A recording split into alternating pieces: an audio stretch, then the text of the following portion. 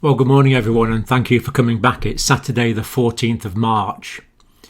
Now, a lot of yesterday's video was about explaining the position the British government is taking. And I wanted to try and communicate that clearly so that people understood one approach that's being taken to this virus. And I think I did probably communicate there because I got a lot of extreme reactions from a lot of people. So I want to kind of balance that out and explain that a bit today to give that a bit more clarity. Because it appears that there's two major schools of thought emerging in the world about how to contain and how to react to this pandemic of COVID-19 that we currently have. So just a quick review of what's happening first of all, then we'll go on to that. So first of all, we're talking about the coronavirus disease discovered in 19. It's sobering to think that this virus, the coronavirus that we've got this pandemic of now, was only identified in December. So in 3 months, we've gone from an obscure scientific curiosity to a major world pandemic. It really is a very sobering, humbling thought. Saturday the 14th of March. Now, 123 countries are now affected. Getting on for 150,000 confirmed cases, 145,000 confirmed cases. Over 5,500 deaths now. But many people have recovered on the official statistics. Now, the number is clearly way higher than this because the number that have recovered are those which are confirmed to have recovered as a result of testing and as a result of being without fever and as a result of improving chest x-rays. So the real number is higher than that. This is the ones that we actually have data for. Now, scientific opinion seems to be agreeing now that most likely infection is within the first 3 days of symptoms. Now, this disease is spreading asymptomatically. There's no question about that. And also, some people have a remarkably mild illness. Mild to the point that it appears they don't know they have it. And such people will spread the virus. So we call these pre-symptomatic carriers, or spreaders, people that are spreading the disease before they get symptoms, and asymptomatic carriers and asymptomatic spreaders, people without symptoms spreading the disease. So these both happen. But for most people, when they start getting sick, they're going to be most infectious for the first 3 days of having symptoms, and then become progressively less infectious, and probably won't be infectious. Add a few days to that to be safe, but they're going to be less infectious 7 days after the onset of their fever than they are the day the fever begins. So that's kind of the infectivity curve. Yes, they're infectious before symptoms. Yes, they're most infectious when they first have symptoms and for the first few days. And then their infectivity is going to gradually tail off. But some people are going to be highly infectious and remarkably asymptomatic for reasons that I don't think anyone pretends to understand yet. Now, what's going to inform today's discussion is containment and eradication are expensive. There's economic consequences to these. And at the moment, we can argue about this, but in Europe, this disease is doubling about every 4 or 5 days at the moment in numbers. Now, that brings me on to China. Now, China had 8 new cases yesterday. Quite remarkable, because they've had this massive locking down, social distancing, contact tracing. This massive effort. Now, whenever I mention a country, people always say, don't slag off this country. Stop believing everything they say in China. Don't insult the United States. I get that all the time. I'm not doing that. This is just trying to learn from people's experience. Now, there's no doubt that China covered this up to begin with, and we'll see one massive consequence of that later. But then the Chinese responded brilliantly after that. Now, I know a lot of people will criticise me for saying that, but it's true. I've got a lot of emails from China. And after this was nationally accepted as a problem, when the cover-up was stopped, then the response was good. So 8 new cases yesterday, remarkable reduction. 80,000 confirmed cases. We know it's way higher. No one's debating it's way higher. Now, the real number is at least 115,000, but again, we know it's way higher than that. I mean, I imagine we can times that by 20 or 30 to get the real number. But that's not the point. But the modelling has shown recently that if there was no interventions in China, then there would have been 67 times more infections. So the locking down, the social distancing and the contact tracing in China has reduced the infections. Without that, there would be 67 times more people infected in China, giving at least 7.7 million. I'm sure it would be higher than that. So that's the effect that these interventions have made. Now, the next figure is tragic, but again, it's borne out by the modelling. If the Chinese had acted 3 weeks earlier, 3 weeks earlier, if there hadn't been this cover-up and they'd closed down 3 weeks earlier, there would have been 95% less cases. Quite staggering. So 95% less cases if they'd acted 3 weeks earlier. That means 95% less deaths. But because they acted when they did, with these extreme locking down, closing down cities, banning public transport, banning travel, social distancing, closing restaurants, closing shops, all these things, isolating residential blocks, and extreme contact tracing, the number is as low as it is. Now, this is a case study that we really have to learn from. And I'm not sure that we are learning from it. And the WHO, now the WHO again is a story in its own right. I mean, the initial response of the World Health Organization, I mean, dear me, you know, they were saying carry on flying, don't let's interrupt with things. I mean, it was just, I feel the WHO were in some sort of denial or lack of comprehension at the start of that, and that's really not what we expect from the World Health Organization. But again, they might have come to the party a bit late, but they do seem to be getting their act together now.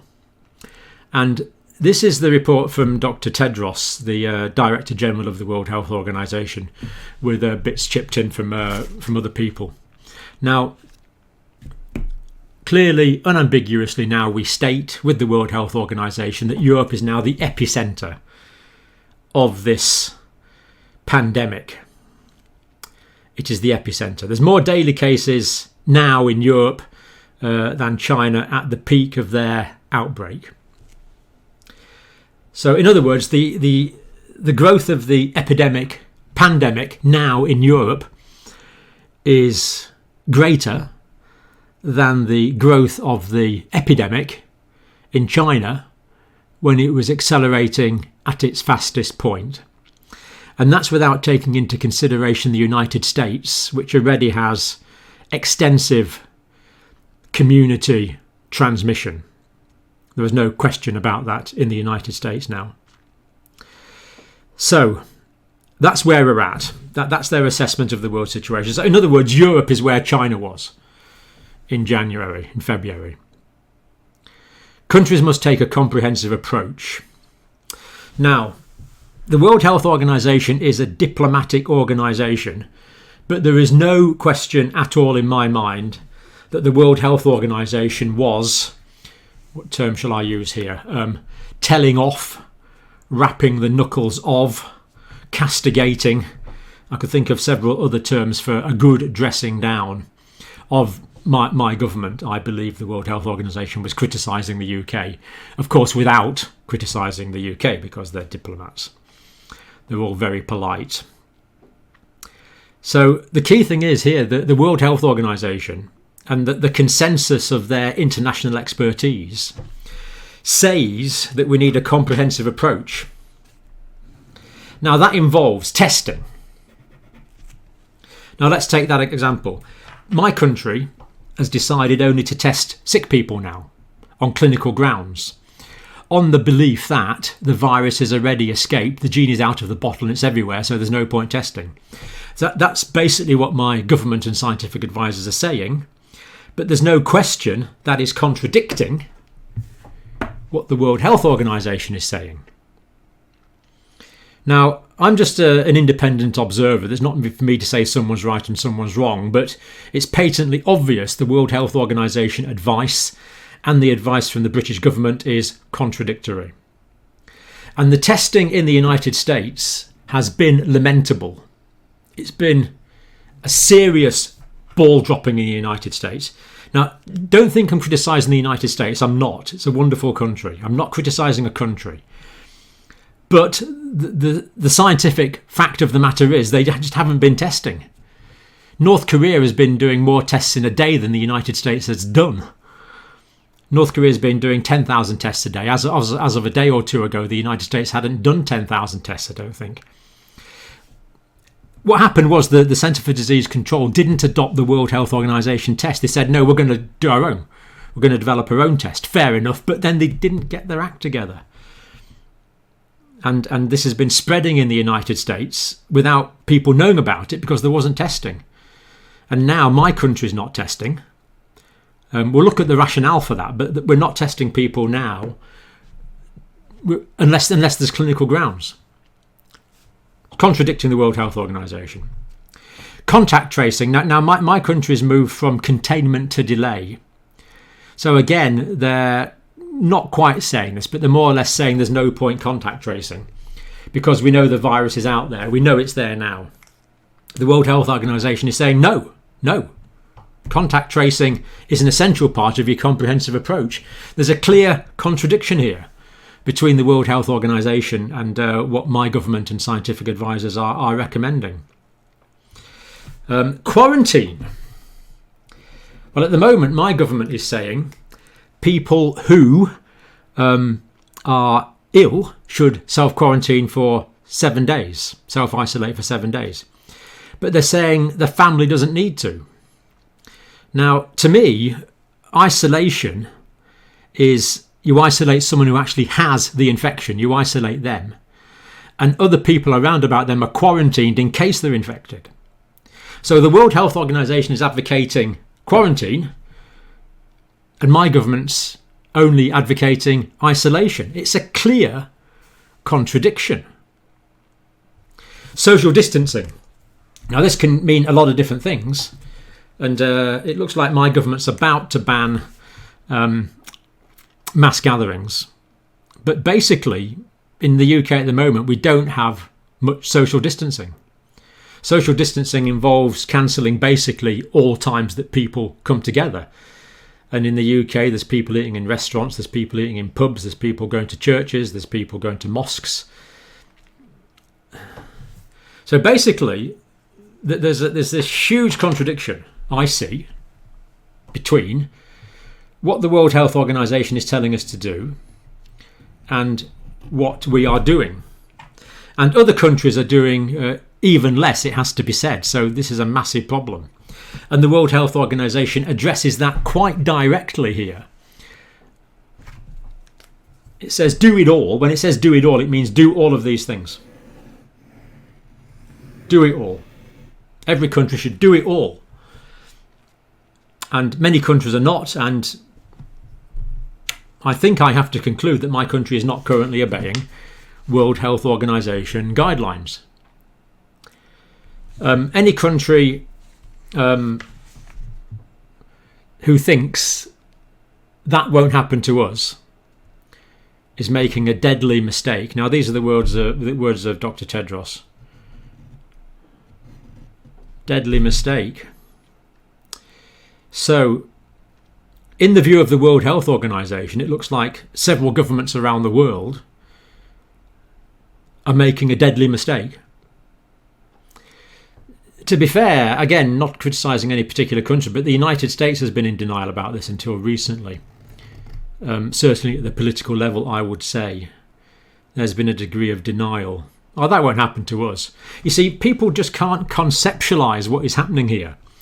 The last massive pandemic was in 1918, 1919. There's no one alive on the surface of the earth that remembers that now. Can't imagine there's anyone left. There'd have to be 111 or something to remember it. So people can't conceptualise this. This is something new. This is a pandemic that is happening to humanity now. Well, it's not new. It's happened many times in the past. But it's new within our experience. So we just couldn't conceptualise it. So there's quite a lot of denial in the early stages. So that's all I'm going to say about that contradiction. It's there. There's a clear contradiction there. And it seems clear that the World Health Organization was telling people off in quite harsh terms yesterday. Now, I've kind of, you can see I'm hesitating. I've kind of put my neck on the line a few times. I put it on the line first in January, saying that this is going to be a pandemic. I anticipated that in January. I think the World Health Organization is more correct than countries that are not implementing radically, dramatically this comprehensive approach. There you are, I've given my opinion. Can't please all of the people all of the time, but I'm with World Health Organization rather than my government at the moment, and any government that's not taking this seriously. You see, there are no higher stakes than human life. China, the Republic of South Korea, this is the World Health Organization still, have done aggressive testing, right? Aggressive testing. Testing just people when they get sick, as is the policy in my country at the moment, is not aggressive testing. But the Republic of Korea, Singapore, aggressive testing, aggressive contact tracing. We've more or less said we've moved from containment to delay, as I tried to explain yesterday, and that therefore contact tracing doesn't matter so much because we know it's there already. And but this is not what the world, again, contradiction between what the World Health Organization is saying and what is actually happening. And of course, if we think about poorer countries, I'm particularly worried about the Philippines at the moment. You know, this clearly isn't happening in any way, shape or form, to any degree that it's needed. Social distancing is not happening as much as it should be, and community mobilisation, well, that is probably starting to happen, but we need much more of it, particularly in preparedness for isolating and protecting those that are going to be vulnerable. We need to protect the vulnerable. That's what civilized place is. That's what civilization is. We protect the weak. And we need community mobilisation for that. Investigation of clusters is a critical step in reducing transmission. World Health Organization again. And again, in my country, we are not doing that. We're saying it's there already. And at least that's yesterday I was trying to explain that. And it seems that we're not doing that. So again, clear contradiction here with what we're saying in the World Health Organization. So World Health Organization, first, prepare and be ready. So know the signs and symptoms, how to protect themselves and others. So we've laboured this time and time again on these videos. So you probably get a dry cough, you probably get a fever, you probably get achy muscles, sometimes undue fatigue. There can be gastrointestinal symptoms, and the fever will get worse over a few days. So we know that's the clinical features of this condition, at least the initial presentation. And we know to protect ourselves with social distancing and meticulous hand hygiene, as we've looked at many times. Every health worker should be able to recognise and care. I would go further. This is what the World Health Organization says. But there's no reason why every person shouldn't be able to recognise the condition. Have you got a dry cough? That is a cough that is not producing a lot of mucus. A new persistent dry cough. Are you developing a fever? Are you feeling unwell? Then these people should be isolated. Dry cough, fever. We should isolate these people. Everyone. That's not hard. You don't need to be a consultant physician to recognise a dry cough and a fever. Every healthcare professional needs to be able to care for these people. That's a bit harder. That takes a bit longer to do, but nurses and doctors are experienced in looking after people with infections. Most of us are. Every health care facility should be ready to cope with large numbers of patients and ensure the safety of staff and patients. Now, the Chinese realised they didn't have enough hospitals, so they made a few new ones and flew in 50,000 medical staff. And like me, you'll have seen these distressing pictures from Italy of people being managed in camp beds, in tents and warehouses, of there being not enough equipment and not enough staff. And Italy is an advanced healthcare system. I'm not criticising Italy. So if Italy is struggling to cope, or let's put it stronger than that, Italy can't cope with everyone at the moment, then I'm not sure anywhere can. So that was the first thing. First, prepare and be ready.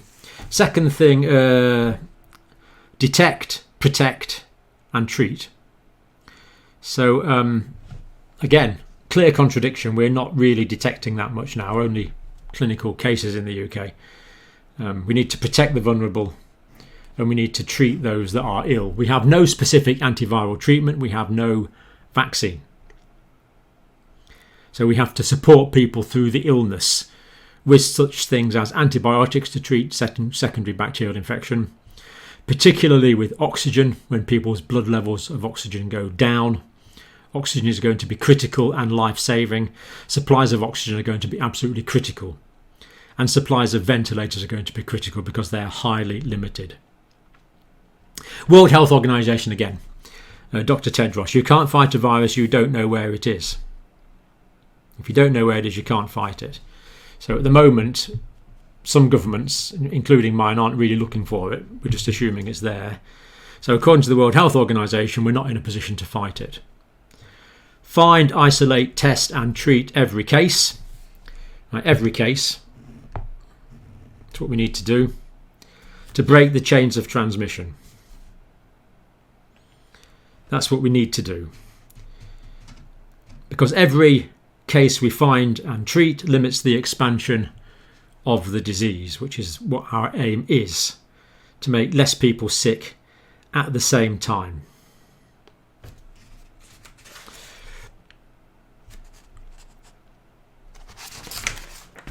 World Health Organization.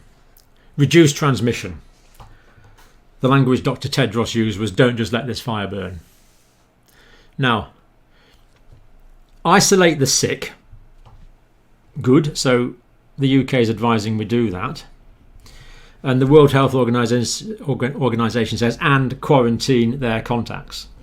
So when someone's got the disease, we isolate them.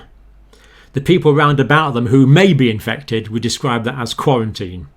And the official government advice in my country is not to do this at the moment. It's a clear contradiction with what the World Health Organization is saying. But wherever you are around the world, people that are sick need to be isolated and their contacts need to be quarantined.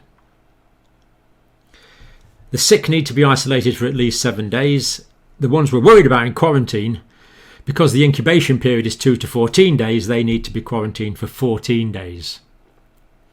Personally, even the 7-day isolation that's currently being recommended in my country, I don't think is long enough. I'd be much happier with 10 days. Because we did look at some studies earlier on in this video series about people still shedding the virus after they were asymptomatic. So there is some evidence for that. Now, it appears that's not the case in the majority of cases, but if it's the case at all, we need to be isolating to the worst case scenario.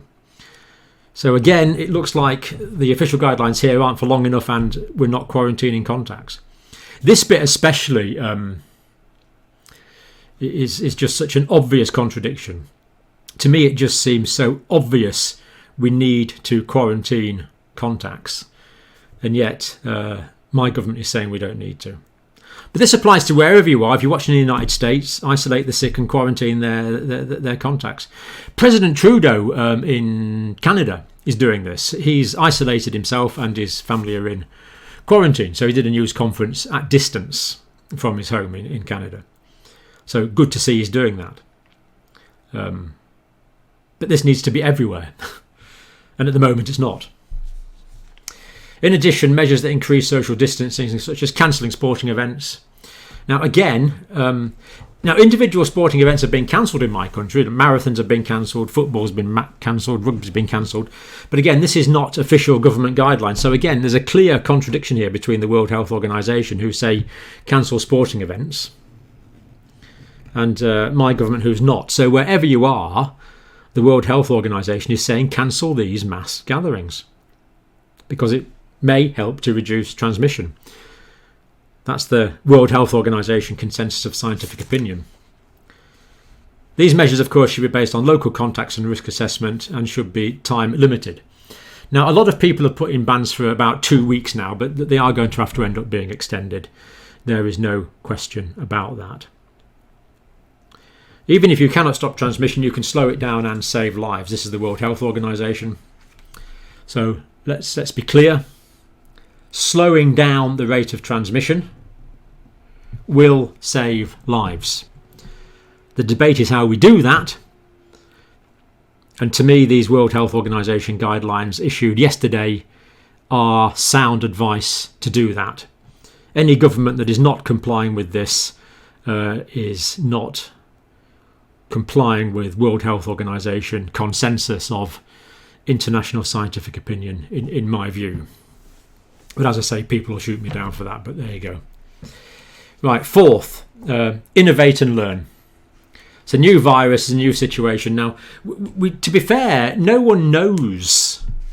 In 5 years' time, we'll be able to look back and say, well, the South Korean strategy worked really well, and the British strategy worked a little bit, and the French strategy didn't work so well. Or it could be completely different, of course. I'm not knocking France, not by any means.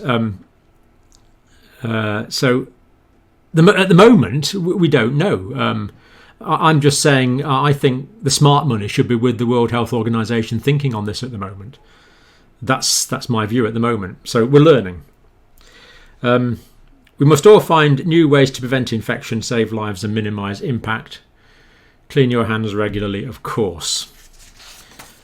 And the last few thoughts from the World Health Organization here. Well, we know this, cover your mouth. The World Health Organization is saying cough into your elbow.